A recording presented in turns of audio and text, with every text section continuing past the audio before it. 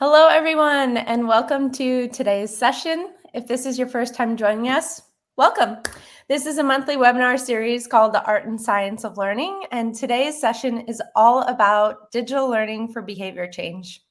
My name is Audrey. I'm the Marketing Programs Manager here at Intellum, and I'm very excited to introduce you all to our guest presenters this morning, Ross Dickie and Anna Barnett, who are joining us from Mindtools and who are tuning in from across the pond in the UK.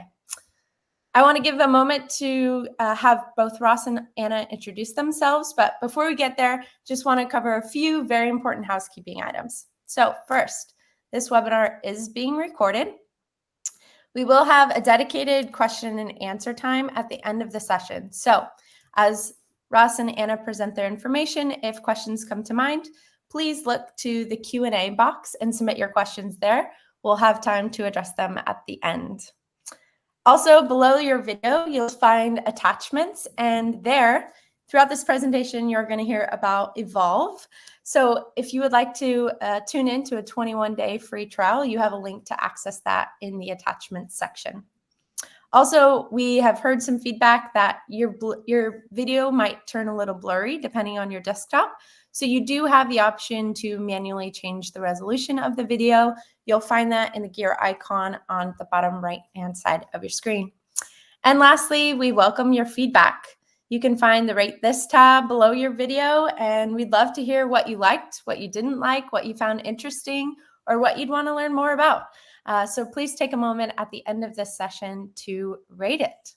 All right, with that, I want to turn it over to Anna and Ross to introduce themselves, say hello, and then jump into the presentation. So Anna and Ross, over to you. Thanks, Audrey, and thank you, Intellum, for inviting us to be here today. Hello, everyone. We're excited to talk to you about digital learning for behavior change.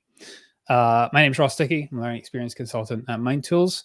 I'm with Mindtools for almost 10 years now. And in addition to my day-to-day role, I co-write a weekly newsletter called the L&D Dispatch and co-host a podcast called the Mindtools L&D Podcast, which is why I have this gratuitous microphone. Subscribe now, Apple Podcasts, Spotify, wherever you get your podcasts. Couldn't not get that little plug in. Anna, over to you. Thank you, Ross. Hi, everyone. My name is Anna Barnett. I am Senior Insight Analyst at Mindtools. I've been with Mindtools for about 3.5 years, and I work in our research and insights team. So me and Ross get to work together and do some pretty cool stuff, which we'll introduce you to today. We are going to talk about digital learning for behaviour change. But I thought we would start just having a little conversation about what do we mean by behaviour change and some of the science behind it as well. So we are in the business of behaviour change, and as somebody who is attending this webinar, I imagine that you also care about this as a topic. And actually, when we think about what we want to achieve from a learning perspective in our organisations, really what we want to do is change the behaviour of the people in our businesses. And as behavioural scientists, which I will call us for the purposes of today, we care about the gap between what people do and what people should do. Now, sometimes this gap is quite obvious to us. Sometimes it's a gap between our intentions and our behaviours, in the sense that we know that we should eat healthily, we know that we should exercise often, and that we should protect the environment. But actually what we do is often a bit counterintuitive, and we don't always behave in that way. Sometimes this gap is not so known to us. So there is a knowledge piece missing. So we don't understand that actually our behaviours could change and something good could come out of that. Now, when we look at this gap, it can change in its size and it can change in what it contains. And we, as behavioural scientists, we like to study this gap. So we want to understand what are the things that are restricting us or stopping us from behaving in different ways, whether that is to eat less, exercise more, or protect the environment. So I want to give you an example. About 6 months ago, my phone contract ended, so I'd paid it all off, and the phone provider instantly put me onto a standard rate and told me that they were doing this, and unfortunately for me, I would now be paying probably about 50% more than I needed to for a contract that I could be paying a lot less. So it's in my best interest, of course, and really only my best interest to speak to my provider, to choose a new contract and to change that. Now, it's been 6 months and I haven't done it. It could be laziness, and I would take that as a valid point, but there's always something in the way, and there's a little bit of friction. So I haven't found the time. I often say I'll get to it, say tomorrow or next week, and yet here we still are, and I'm still overpaying for something that I don't need to overpay for. So there's a gap, and this is a gap that I know about. I know that I could be saving money, and yet somehow I've not managed to do it. Now, as I say, knowledge sometimes then isn't enough. Now, often it can be, and it's really important that we educate people about, their behaviours and how they can do things differently to have desirable outcomes, either for themselves as individuals or for people in the business or even the business as a whole. But then sometimes knowledge isn't enough, and these are examples where people know that they need to do something differently, and of course they don't do it anyway. And we can learn many lessons from behavioural science. And I wanted to give you some examples. I have introduced one already. It's this concept that we refer to as friction. And it's the little things that kind of make it difficult for us to do certain things or behave in certain ways. My example of actually having to contact my phone provider is a very small amount of friction, and it's enough for me to not actually change my behaviour. But there's a really neat study, and I thought I would share that with you. In the context of eating too much or having unhealthy habits in relation to our food choices. In one study, the researchers went into a cafeteria setting and simply removed the food tray from that environment. And what they found is that over a period of time, people ended up eating about 40% less food as a result of not having a tray. And what they realize is that when people are given a tray, they are able to overload it with crisps or chips, I should say, snacks, with sandwiches, drinks, whatever it is. And you can carry a lot more than you can in just your hands. So by removing the tray, naturally people have a little bit of friction. There's less opportunity to overbuy in terms of food. And then what they saw, of course, is that people sort of ate less. So they didn't come back and get more food. They had the opportunity to. Their free will wasn't changed by removing the tray. But they didn't come back and they didn't eat more. There may have been a social awkwardness of going back up for seconds, or maybe they just realized they were full with the amount that they bought. But over time, as I say, it had a really significant impact. And this was just one very subtle kind of environmental change that the researchers took. The other thing that we know from behavioural science is that when people are going through a period of change or disruption, they're more likely to take on new behaviours and to change their habits and the things that they do. So in the context of exercising more, for example, we know that there was a research study looking at this cycle to work schemes that many organisations have tried to use or do use today. And what they found is that people who were coming into the organisation as a new employee were more likely to take up the cycle to work scheme. They were 4 times more likely to take it up than people who already worked at the business. And when the researchers looked into this, they realised that it was to do with the amount of disruption that person was already going through. So by starting a new business, they may have been moving home in order to live closer to their new organisation. They may have been taking on a different type of role. That person was already going through a lot of change. So their habit had already had to change anyway. They were being forced to change. And so the idea of taking up a cycle to work scheme felt quite straightforward. And yeah, well, I'm going through all of this, so why not do that as well? For people in the business who already had very set habits, it was much more challenging to get them to try and do just this one thing, even though it was going to give them opportunities to exercise more and for opportunities to improve the environment.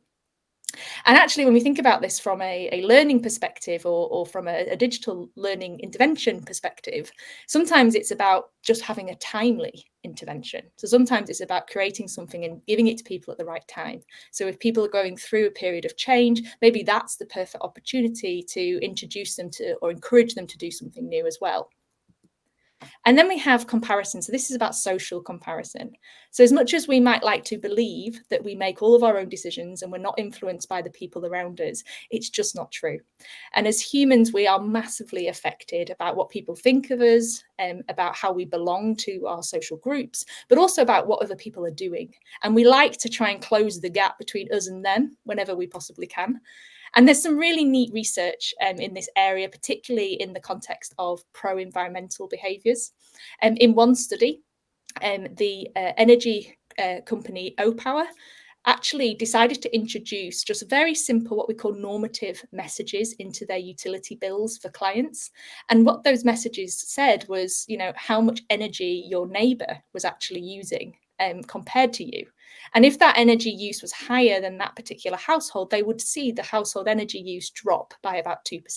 Now, 2% doesn't sound like a huge amount. It was statistically significant. But it is a significant amount when we think about how big, say, the US is and how many households that would affect. And so just a very simple bit of knowledge about what somebody else is doing was enough to encourage people to behave differently, and in line with what, of course, Opower wanted to see. So we want to, in our businesses, we care about behaviour. We know that this is something that we need to acknowledge and something that we need to focus on. And we need to look at it for different reasons in order to identify, what are people doing today and how might we want them to do something different, or what do we want them to do in the future. But measuring behaviour is challenging for different reasons as well. So firstly, there's lots of ways that we can measure behaviour, and we work with organisations that already are doing lots of different things. So we have self-assessments, we have feedback, so where you might gather feedback from people that you work with or those that are around you. You could have observational studies. We see these perhaps a little bit less frequently, but observations are a really great way to study people's behaviour. And we could have behavioural interviews or behavioural surveys. So you might have, you might present an experience back to somebody and say, you went through this maybe 6 months ago. Could you talk me through what you did and how you approached that and how you navigated that? And then we have this other group of people who really care about trying to explain behaviour in the context of an outcome of the business. So it could be to do with a key performance indicator. But essentially they want to say that, my digital learning has resulted in this particular outcome. And that is a challenge, but with behavioural measures, that process is made just a little bit easier. As I said, it's very difficult to measure behaviour for different reasons. And all of these approaches have their own challenges. So self-assessments, for example, are quite subjective. We as humans like to present in our best light. And I think particularly so in the context of work, where, how we are assessed might be used against us for, say, a performance review or for our progression in the company. If we think about feedback, we have issues related to bias. So the people that you like are generally the people that you will rate more favourably. And also, it's hard to be honest with your friends. If you get on with people that you work with and you're asked to give them some genuine feedback, but you don't think they do their job that well, how difficult is that to share with that person? Or there may be some power dynamics, if you are asked to review your manager or give feedback to that person. Again, how honest can you be, or how comfortable do you feel with that? Then we have observations. As I say, we see these a little less, perhaps because they're quite time consuming if you do them right. And they do take a bit of effort. And that is because behaviours are dynamic and also context dependent. So if you have, for example, a manager who is extremely self-aware and self-regulatory across their work most of the time, but then you put them in a really stressful situation and you see that actually they have very little self-awareness, that is because their behaviour shifts because the context has changed.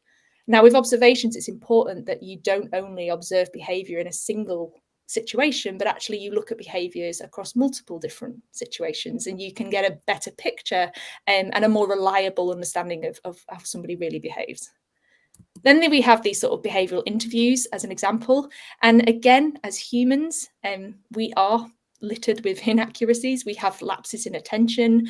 We forget what we've done. So we may talk about an experience and actually forget that we did something or that we didn't do something. And when our brain forgets, it often fills in the gap with perhaps the most likely result. That might not be true. And so even though we're asking people and gathering rich data from someone about what they did or how they approached something, it doesn't mean that we're getting the most accurate data as a result. And then we have this issue with KPIs. And what we see is organizations who perhaps roll out some kind of digital learning, and then in that same kind of period of time, they start to see a shift of some kind in the business. Now, it could be to do with the profits have increased by, say, 5%. And actually, the digital learning intervention has been related to how do you improve, sales confidence or something of that kind. And what they do is they make the assumption that, oh, well, we've put people through this program and therefore that must have an impact on what we're seeing as a result of that. And the problem here is that you risk making what we call type 1 errors. So this is an issue where you assume something is having a significant impact on something else when maybe there isn't an impact at all, or that impact is being affected by other things. And so it's not quite so reliable as a way of kind of measuring, the impact of something that we're doing. And why we talk about behavioural measurement as a sort of combination of different methods. So we will look at behaviours across all sorts of different ways, including all of those observed here. Because actually, if you can ask people to self-assess, if you can gather feedback from them, you can gather feedback about them, you can do some observations or some behavioural interviews, you get a much richer and more accurate picture of how somebody really does behave.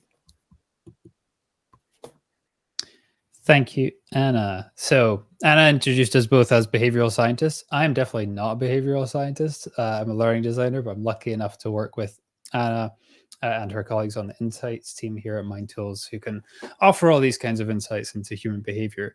But learning design fundamentally is about changing behavior. And if we're thinking about designing digital learning specifically, how do we do that in a way that leads to or encourages behavior change? So as Anna mentioned at the start, one of the ways that we can sort of think about that is what is the gap between ideal performance and current behavior? And when we're thinking about this on the custom team at Mindtools, we like to use Julie Dirkson's 6 gaps that she identifies in her book, Design for How People Learn, which is a sort of Bible on the custom team and is assigned reading for anybody who starts at Mindtools. So if you haven't already read the book, I'm sure many of you will have. If you haven't read the book, highly recommend it.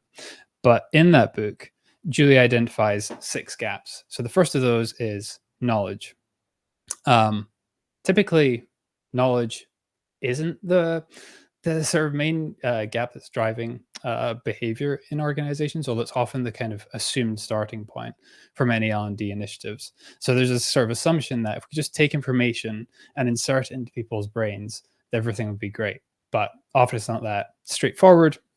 And actually, knowledge gaps are typically best addressed through sort of just-in-time performance support resources rather than kind of structured digital learning experiences.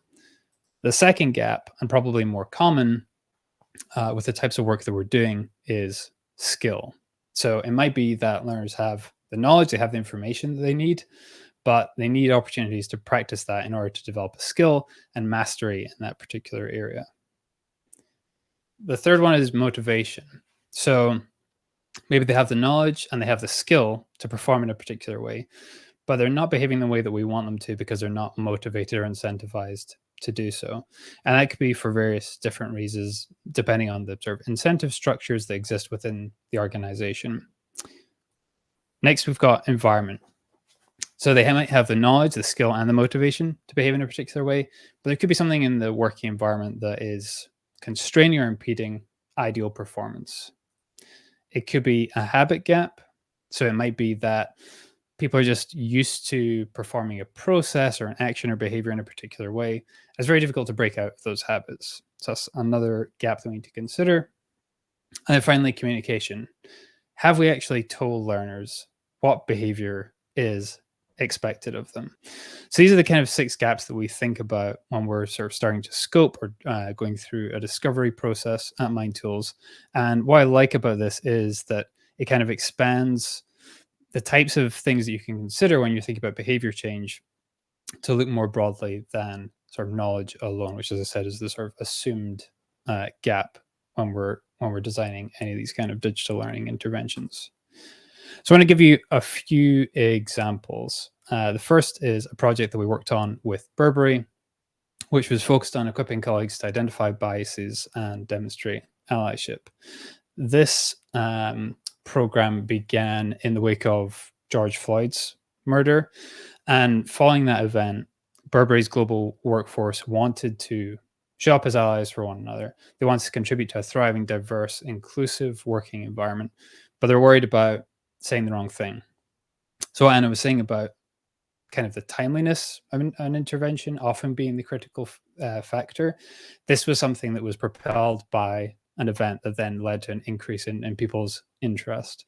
And I think the other thing I would say here is that because Burberry is a global organization, there's people working all over the world in different regions.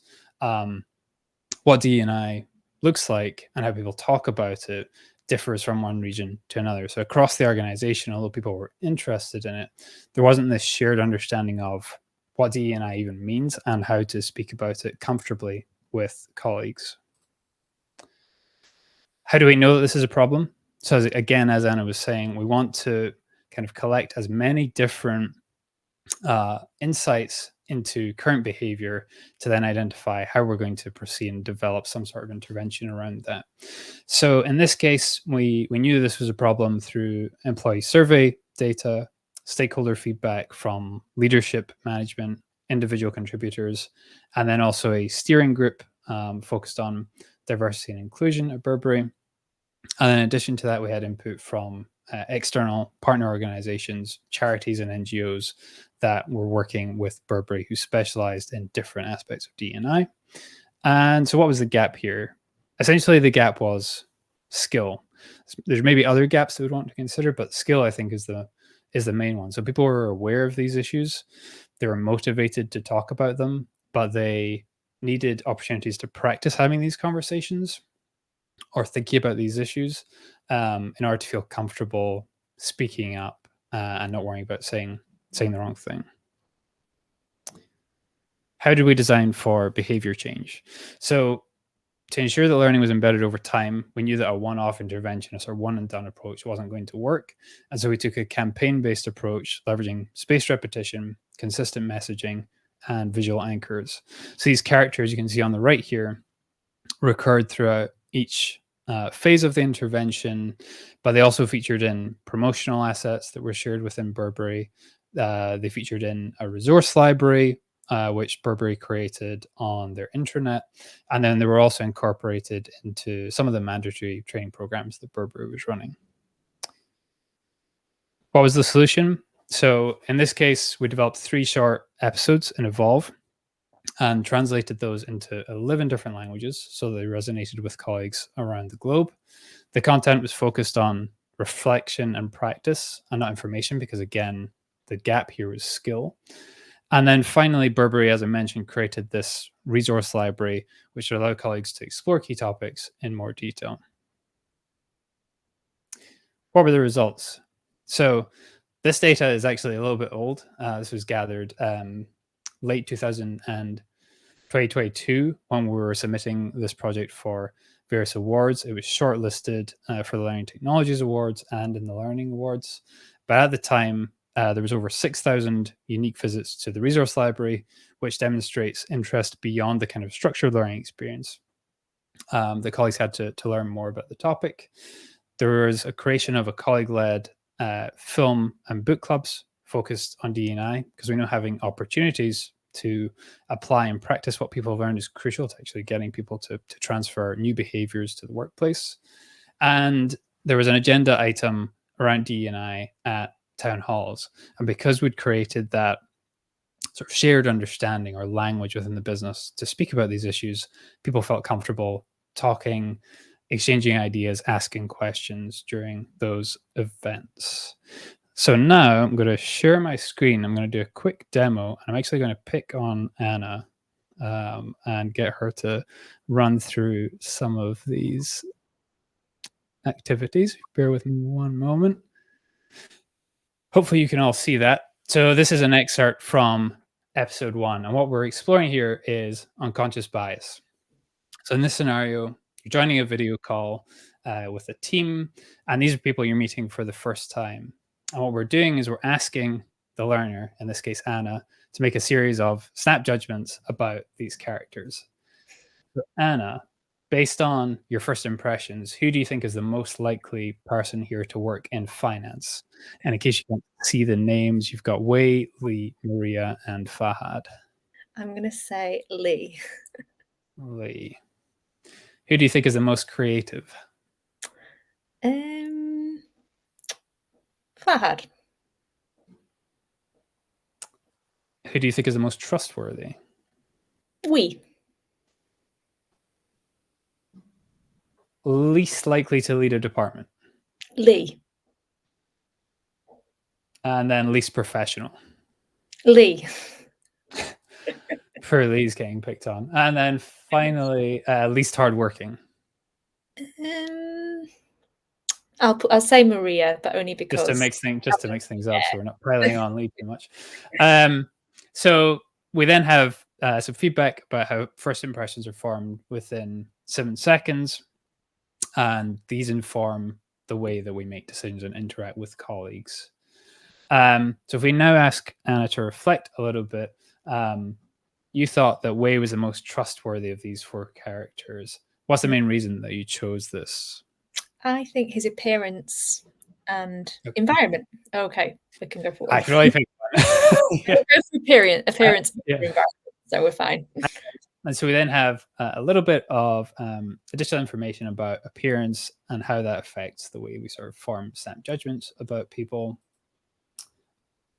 You thought Fahad was the most creative. What was the main factor here? His environment. Environment. I like the colour. And so again, without realizing it, we often make assumptions about people based on their personal environment or virtual settings. So we continue. There's then a moment to reflect. So you think about what do you typically judge people by the most? How does this impact your first impressions of new colleagues and clients? And then think about situations where your first impressions could be heightened or more present. So thank you, Anna, for being our guinea pig there. The point with this exercise is not to make Anna feel bad. The purpose is to highlight the fact that we all have biases. We all make snap judgments, whether we like it or not. So the purpose is not to eliminate bias, because that's not going to happen, but it's to bring these unconscious biases more sort of front of mind, or to make people aware of them and how they can impact the decisions that we make and the way that we act at work. So that was the first example. The second project we're going to talk about is one we worked on with Yelp, which was focused on helping Yelpers reduce their carbon footprints. And the problem here was that Yelp has committed to achieving net zero by 2031. That's a public commitment. And as part of that, their remote workforce needs to make a collective effort to reduce their carbon footprints. How do we know that this was a problem? Well, we know it's a problem through data from Yelp's ESG report, again, data from employee surveys, stakeholder feedback, including feedback from an ERG focused on ESG. And then in addition to that, Anna conducted focus groups with Yelp colleagues to validate some of the assumptions that we'd made during the discovery process and make sure that our assumptions resonated with the experience of the learners that we're targeting with this intervention. What were the gaps here? The main gaps were motivation and habit. So people were, again, generally aware of the kinds of things that they could do to reduce their carbon footprint. Most people know that they should eat less meat, they shouldn't fly so much, they should cycle to work, maybe instead of driving, or if they are going to drive, carpool. But these are difficult things to do. They don't necessarily align with the way people live their lives. And also they're often associated with deeply formed habits that are tough to shake. So even if you are someone that say you care about the environment, maybe you do actually genuinely care about the environment, it doesn't necessarily translate into day-to-day behavior.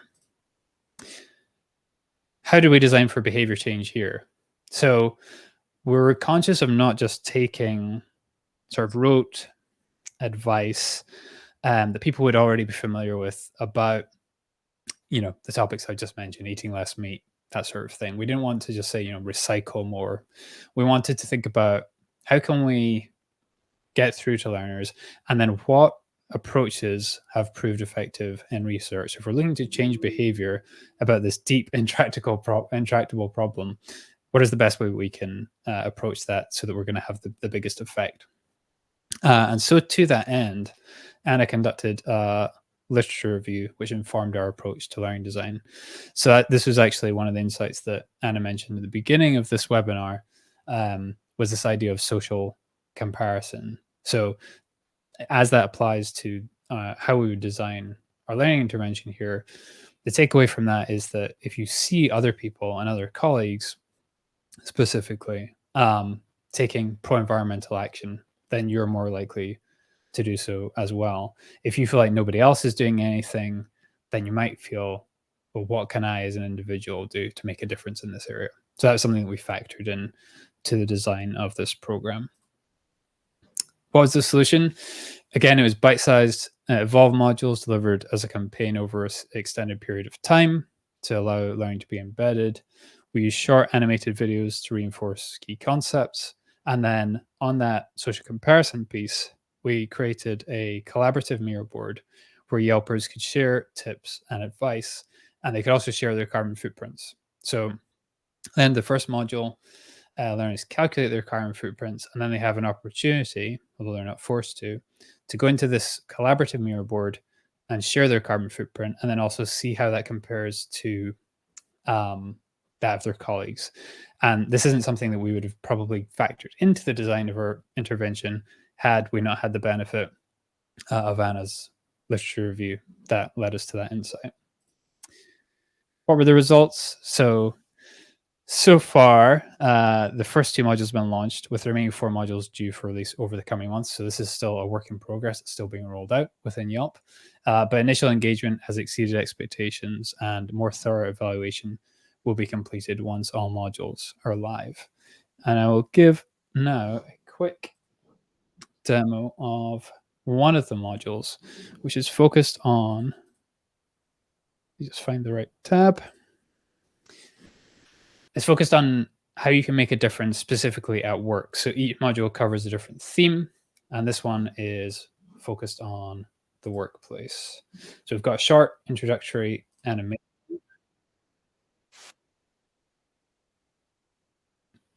Just going to mute that so I can hear myself think.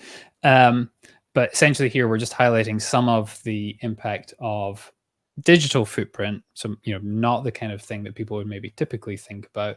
And I got into a rabbit hole about... I did. I got into dark data rabbit hole, I think it was. If we have time, we can maybe talk about that a little bit later on.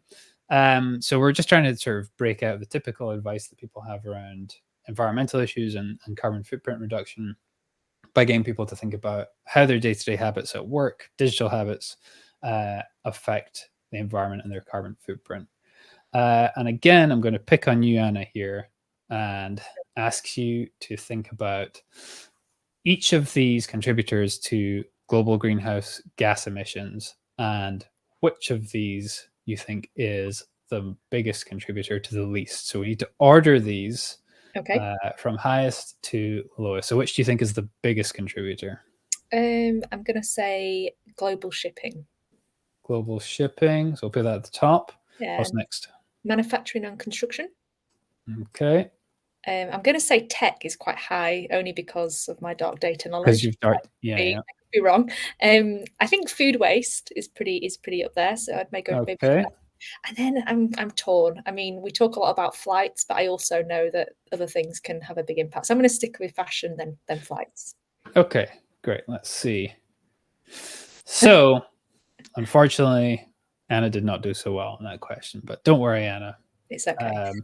It was expected. I think that I also got that question wrong, and I was involved in designing this module. So essentially what we're trying to do here is just challenge some of people's preconceptions about the biggest drivers of pollution, of greenhouse gas emissions, and how that relates to the sort of behaviors that they demonstrate day to day in the workplace. Okay, so I'll now jump back to the slides and pass back to you, Anna. Sure, thank you. So in Ross's Yelp example, he talked a little bit about me conducting a literature review. And I wanted to talk more about it because I often sort of try and encourage this as a practice for others to do as well. So conducting these sorts of literature reviews, talking about research reviews of research that other people have done, and sort of exploring that, and it's helpful because it's useful to see what has already been done in this space and what's worked and what hasn't. I am a researcher with an academic background, so full disclosure, I do naturally spend a lot of time kind of translating academic research into more practical contexts, but I do not believe it's a process that's limited only to academics. You know, academic research is great because it's robust and it's peer reviewed and it's scientifically sound, and for that reason, I think we can rely on its conclusions because we know that a lot of the hard work has been done properly. So some of those behavioural science studies that I shared with you at the very beginning of the webinar are some examples of how we can pick up ideas from research and think about how they might apply to what we're trying to do or a problem that we're trying to solve. But I also use academic studies to try and make sure that I'm measuring the right things and I'm not going to waste my time. So researchers have done a lot of the hard work for us. They look in detail at the impact of one thing on another, such as the impact of changing a specific behavior on something like engagement or productivity or whatever it is. And so our expectations about what we might be able to achieve in a project suddenly become more accurate because we know that something is possible and maybe something else isn't. We also use this sort of research to repurpose existing behavioural assessments. And this one's really important. Academic researchers, they spend a huge amount of time creating behavioural surveys and then testing them on large samples of people across all sorts of different contexts, which means that when they are published and they, you know, land on our desk, so to speak, we know that they are valid and reliable measures of particular behaviours. We can also learn from the approach of other researchers. So one of the most effective ways to measure behavioural change is to actually use the pre-post research design. So in these sorts of studies, we would administer a, say, behavioural survey before an intervention. So in this case, a digital learning program like the sort that Ross has shown us. And then we would launch that same survey again after somebody has taken part in some learning of some kind. And then we would compare the results of these two assessments and we would see how has the behaviour changed because of our efforts or because of the thing that this person has engaged with. And we can also take it a step further. And we can introduce what we call a control group.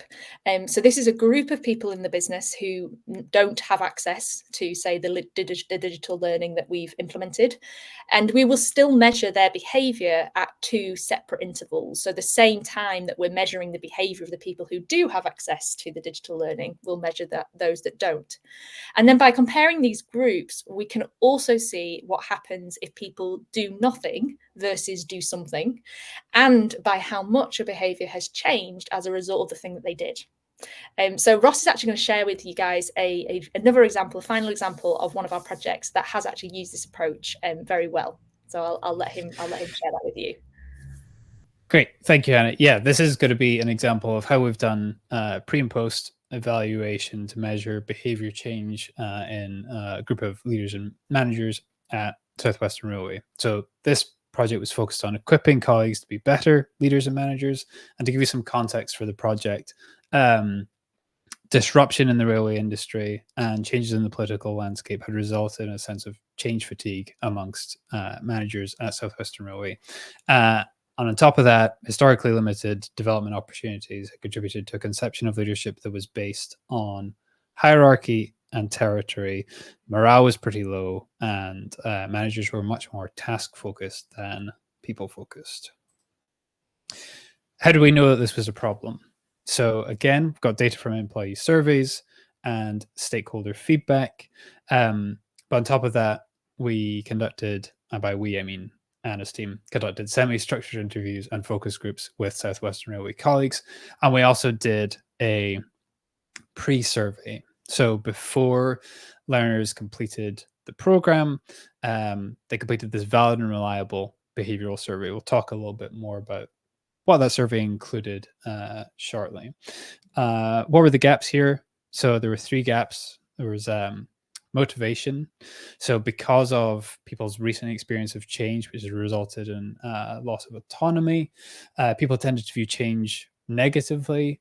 Secondly, habit. So because there hadn't been much formal development of leadership and management within South Western Railway, people had absorbed command and control style practices by observing others. And then the environment piece is because there was this sort of territorial, hierarchical based view of leadership, there wasn't like a shared sense of accountability and purpose across the organization. How do we design for behavior change here? So this was a blended program. And to accommodate the needs of learners here, we use self-directed e-learning Evolve modules to introduce key concepts, a 5-day residential focused on practice and application, and then coaching and mentoring to promote learning transfer back into the business. What was the solution? So short Evolve modules the learners completed before the residential, collaborative workshops that provided opportunities for practice, reflection, and application, and then follow-up and coaching and mentoring. Not going to show an example of this because conscious of time, I want to allow time for questions, but we can jump back to that if you're interested to see an example of the digital learning we developed for this program. Instead, I'd like to talk a bit more about the behavioral survey. So as Anna was saying, we're sort of drawing on measures that have been validated through academic research to design a valid and reliable behavioral survey. So based on the capabilities that South Western Railway was interested in measuring, Anna's team created this survey, developed this survey, and it's valid and reliable. That means that we're not measuring learners' perceptions of what the learning was like. We're not asking them if they enjoyed it or if they would recommend it. Instead, we're measuring the extent to which they demonstrate certain behaviors. And what we found is that on average, participants improved by 12% across the capabilities that we surveyed, while non-participants stayed the same or if anything got slightly worse. And we know this because, as Anna mentioned, we had a test group. So that was the participants in the program. And then we also had a control group. And that control group was identified through aligning the behavior performance rankings, internal performance rankings at South Western Railway, and demographics with those of the test group. So there's a 12% improvement across the capabilities overall. But if we zoom in to the results, which might be a little bit hard for you to see on your screen, we actually saw more significant improvements in particular areas. So managing expectations improved by 21%, for example, or encouraging innovation improved by 14%. But it's not all entirely good news. So if we look at absent management, also known as like laissez-faire management, where you're basically just happy to let things slide, that didn't improve at all amongst the test group, although it did get quite significantly worse amongst the control group.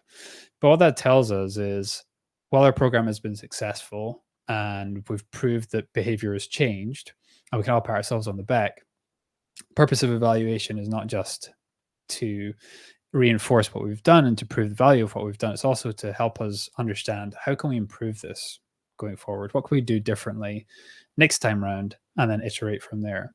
So absent management is something that we thought we hoped we would address first time round. We didn't have quite the impact that we wanted to, and that's something that we sought to address in the 2024 cohort of this program at the end of last year. And I think final thing to note there is that this project won gold at the Learning Technologies Awards in 2024 in the Best Use of Blended Learning Commercial Sector category. Anything else you would add there, Anna? I would. As Ross has just sort of explained, the absent management didn't look like it had any improvements. They had a 0%. But when we look at, say, the control group, and this is why I really like to include a control group when we can, because what we can see, of course, is that when people do nothing and they didn't engage in any of the learning that we provided, they went back. And this is the thing about skills and all the areas that we want people to improve, is that actually staying still sometimes can move you backwards. So doing nothing is not a suitable solution for any organization. And this is why the control group so meaningful, because whilst Ross says, we didn't see perhaps the impact we wanted to, what we did see is that group didn't get worse. And if they hadn't had done this learning, then of course we would have expected them to, because we can see that's what happened in the control group. So it's very interesting when you have these comparisons, as well as just sort of a pre and post, actually having two separate groups and seeing what happens if we do something versus if we don't do anything, can just it can be quite enlightening in that sense as well. So don't beat yourself up, Ross. That's my thank you. I like that framing. Yeah. That is everything that we have for you today. Hopefully that was interesting and sparked some ideas for you all. Does anybody have any questions? There are many questions that have come into the chat. So we have about 15 minutes. I want to be conscious of time and just note that we may not get to all of them. So if we don't get to all of them, we will try our best to follow up following the session with answers to your questions. So thank you all for being an active audience and for sending in your questions. There are many folks who are asking you, Ross, to repeat the name of the book that you mentioned that helps you identify the gaps. That's a nice, easy question for me to answer. Anna can maybe take the more tricky ones. The book is Design for How People Learn. It's by Julie Dirksen. Amazing. Thank you so much. Yeah, that was the majority of questions that had come in just at the start. Yeah, okay. I see that. Yeah. So there are some more complex ones. I'm just going to name them for you both. Feel free to take them as you wish. So the first question, Sally, thanks so much for asking this. Can you give some tips around, and maybe Anna, this is for you, doing a literature review? So, it can be pretty challenging. It can be time consuming. It can be daunting if you don't know where to start. Can you give some tips around how to approach that? I certainly can. So I'm a little old-fashioned with my literature reviews because I operated in a time before AI. So nowadays we have a huge amount of tools at our disposal that makes literature reviewing so much easier. Essentially, I would say you can go straight onto something like Google Scholar. And where you can literally just type in the thing that you're interested in. So let's say, for example, in Yelp's example that Ross gave us, if you want to improve someone's carbon footprint, you could literally write into the search bar, like, research showing improvements to carbon footprints in X industry. And it will come up with anything that might fall within that remit. So you can start sort of having a look at the titles and you get a little abstract about what the research will cover, and you can start to see if there's anything in there that's going to be particularly useful or relevant. If you're looking for like a measurement or a behavioral survey measurement, you can even type that in, measurement for X behavior. And again, you will see that sort of work come through. AI makes our life easier because now when you download a PDF, and a lot of this research is open access, there's been a huge movement in the recent years, and rightly so. So a lot of research now is fully available for everybody.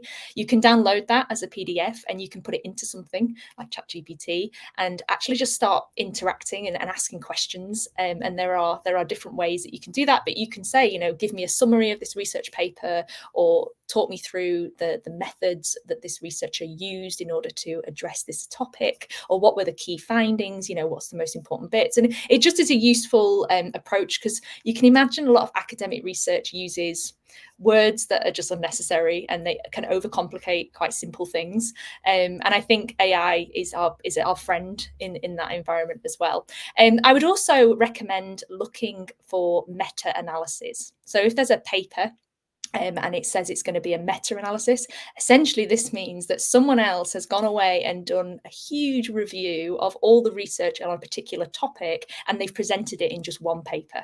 So instead of having to go and do all that work yourself, if you find a really great meta-analysis, sometimes that's all you need, and that can be hugely helpful. And then actually conducting the review, it's a case of just kind of reading, bringing it all together, pulling out the bits that are interesting, but looking at it more from a practical lens, I would say. So not maybe focusing all the time on the theory and the background, but actually thinking more about, well, how could I perhaps do some of that in my current situation to solve a particular problem, because there's so much practical stuff that we can translate and I think can be really helpful.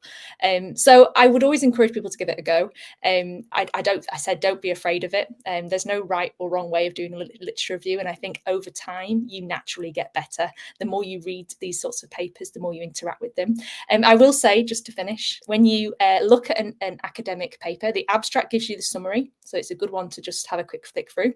And then if you scroll all the way down towards the end of the paper, you will see the discussion. And the first paragraph of any discussion in an academic paper gives you a summary of the key findings and an overview of why you're doing the research, what they found, and why it's important. And that's really all you really need to know. You don't always have to go through the detail. So it was my trick when I did my PhD. I would often just skip through the rest of it and read the discussion, and then I'd come away looking like I knew everything. I didn't, but it's helpful. Can I just ask a follow-up question on that? I think one of the things that I sometimes struggle with when thinking about trying to approach a literature review is I don't know where to get started looking for research papers. So I know the meta-analyses are great, but I wouldn't even know where to begin finding one if I was looking for it. Could you give some advice on that area? So as I say, I mean, you can really just go into something like Google Scholar. You can, whatever it is you're thinking about as a topic or as an area or as a behavioral measure, if you just put meta-analysis in that title when you're looking, it will result in those sorts of options. There are also specific journals that are more likely to produce research of that type. So, they might be more likely to do a meta-analysis. And you can Google that information. There's a lot of websites that will give you overviews of top journals, which is also important. You want your research to come from a really credible source and from researchers that really do know what they're doing, and they've been doing this a lot. I would also say research should come from a peer-reviewed journal as well. So we want other peers in the academic world to have, validated what the research that these people have done. But yeah, on a very straightforward basis, Ross, I would say just going into somewhere like Google Scholar, typing in what, even a really long overview of what you want. Sometimes I've gone in and said, I want to sort of look at how something like, I don't know, engagement with learning impacts the organization's profitability. And I will just type that in, and you'll be so surprised how many studies will then come up that are relevant for that as a topic and have actually show the impact as well. Great. I love it. I love, Ross, that you were ready for a follow-up question. Okay, we have a few more, and we only have we only have about 8 minutes left. So I'm going to jump to the next question. Divya, thank you so much for asking it. So Divya is from Duke Corporate Education. They are in the process of building a library of 50 microlearning skills focused on leadership and professional development. And a key priority for them is ensuring that these skills actually lead to measurable behavior change. So can you both suggest some ways to access academic research or data that supports behavior change for skill development, particularly within microlearning? Yes, I mean, we've actually done a very similar process ourselves at Mindtools in our research team for the last sort of 18 months. So we ourselves were very interested in what skills make for a really great manager. And we conducted a huge research study. And part of that is, of course, a literature review. And the reason that the literature review was so important is because as part of building a framework of what skills are necessary for good management, we wanted to understand what impact do manager skills have on the various outcomes within the business. So it could be on the people of the business, like retention or psychological safety or empowerment, whatever it is. We looked at the impact of manager skills on the manager themselves. So how do certain skills make managers a better decision maker or more adaptable in their role, and the impact on the outcomes of the business. So things like customer satisfaction, reputation, profitability. And what we did is we basically looked at all sorts of skills. By going into the academic literature, we identified that there are a lot, and we identified the papers, the empirical research studies that actually showed this impact. So experiments where really creative researchers have come up with really neat studies. One example that I always like to share, and we do have time, so I'll quickly talk you through it, is a study by two researchers called Peterson and Luthans. It was early 2000s. And what they did is they essentially went into an organization. It was a fast food business over in the US. And the managers of this business were responsible for different restaurants and therefore different teams. And they split these managers into 3 groups. So we've talked today about a control group. So they had one of those. So managers were just business as usual, no change. They also had a group that were trained in order to deliver performance feedback and social recognition. So that was the focus, is the skill of recognition and the impact of that. And then they had another group of managers who were given budget and said, you can pay your staff in exchange for a job well done. And then what they did over the course of 9 months is they monitored these managers, checked in with them, made sure that they were doing what they said they would do. And then they looked at things like profitability. They looked at drive-through times of these restaurants as a measure of customer satisfaction. And they looked at retention. And what they saw is that for the group of managers who had been trained to deliver recognition in the right ways, their profits rose by more than 30%, their drive-through times decreased by more than 20%, and their retention dropped by 10%. What we saw in comparison to the other groups is that for those with money, things didn't change a huge amount, and the control group saw no change whatsoever. And so what those researchers have done by kind of doing this in quite a controlled way is they've proven that just by improving the skills of a manager's ability to recognize its people, you can have impact in really significant ways across different things in the business. So I would say, from a research literature perspective, I'd be looking for the empirical studies that are showing the impact to understand more about how do we select the right skills to build a framework of that kind. Fantastic. Thank you. Okay, we have 4 more questions. In 4 minutes. One minute per question. Okay, we got it. Yeah, quick fire. This is your speed round. All right. So we have a question from Hallie. I'm curious what kinds of questions you pose to draw out the insights about change fatigue that you shared in that last case study. Yeah, so when we're doing scoping or discovery for any project that we work on at Mindtools, we typically start by speaking to stakeholders in the organization. Often they'll be a member of the L&D team. There might be stakeholders from other parts of the business. And that was something that they fed back to us. That was their kind of starting assumption. I think of the scoping and discovery process as gathering assumptions. We then tested those assumptions through Anna's team with the semi-structured interviews and focus groups that we conducted. So we weren't explicitly asking them questions like, do you feel exhausted by the pace of change? But we're asking kind of more open questions. And then that was something that was reflected in the feedback that they provided to those questions. Awesome. So hopefully that answers your question. Step 1, gather all the assumptions and then test them. Yeah. Amazing. Yeah. Okay. 2 more. Have you had success with any of the methods when training groups outside of an organization? So partners, customers. Yeah, I saw I think there was a couple of questions around this. I think there a lot of Intellum customers will also obviously be focused on customer education. Our beat is really primarily focusing on organizational performance, specifically leaders and managers. But I think a lot of the principles would still apply here. So thinking about what are the gaps that are driving behavior and how can you address those? We worked on another project with a Scottish enterprise who are there to support Scottish businesses. So they're not members of organizations. They're not contractually tied to an organization. They're business owners who are trying to export their goods and services overseas. And we developed a blended learning program for them focused on building an export plan. And so that was motivating for them and got them engaged and focused on changing behavior because we understood what was important to our audience, which was growing their businesses. And then everything in the program is structured around that. So sort of understanding what is important, what's driving current behavior for your audience, and then where are they trying to get to and how can you help them get there? Awesome. That's a very quick answer. I'm just conscious of time. I was like, I'm sure we could have said more there, but okay. Yeah. More questions. I know I said that last time, but there are actually 2 more. Okay. Caroline, thank you for the question. This is maybe for both of you. Do you have any virtual journal club communities or learning design book clubs that you would recommend? We're talking here about like a community of practice, I suppose. We do actually have one at Mindtools. So we have our what we call our learning innovation group, and this is a group of L&D practitioners that meet regularly to talk about things like this. So how do we use academic research? How do we get the most out of it? How can we swap ideas and share experiences and that kind of thing?